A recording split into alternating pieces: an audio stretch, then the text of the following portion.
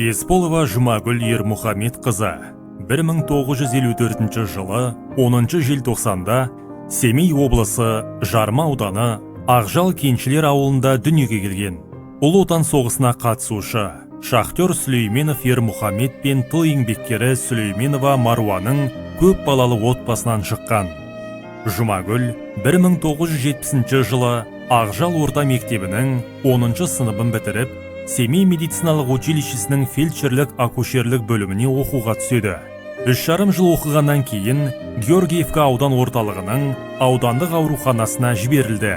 Жұмагүл Ермұхамедқызы 20 жылдан астам аурухананың перзентхана бөлімінде акушерка, операция жасаушы медбике болып еңбек етті.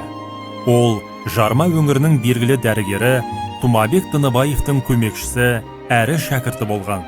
1982 жылы Жұмагүл Ермұхамедқызы ұзақ жылғы және лайықты еңбегі үшін облыстық медицина қызметкерлері кәсіподағы комитетінің үздік акушер грамотасымен, сондай-ақ облыстық денсаулық сақтау басқармасының құрмет грамотасымен марапатталды.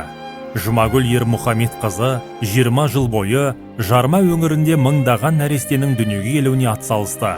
Ол ана болудың алғашқы бақытты сәттерін әлі күнге дейін алғыспен еске алатын жүздеген әйелдерге сыйлады. 2003 жылы 23 шілдеде ұзаққа созылған сырқаттан кейін Жұмагүл Ермұхамедқызының өмірі аяқталды. Ол тіпті 50 жасқа да толмай кетті.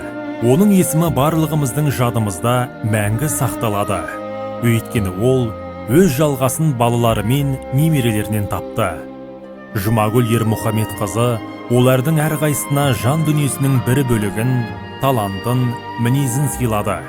Балаларының, жарының, бауырларының, достарының және барша туыстарының есінде ол ең мейірімді, ең ілтипатты, әділ, еңбекқор, сұлу ана, адал жар және әпке болып қалады. Анажан, шаңыраққа болдың пана, жамандық қылмаушы едің ешбір жанға. Амал не, жоқсыз бүгін ортамызда, сағынды ғана сізді баршамызда.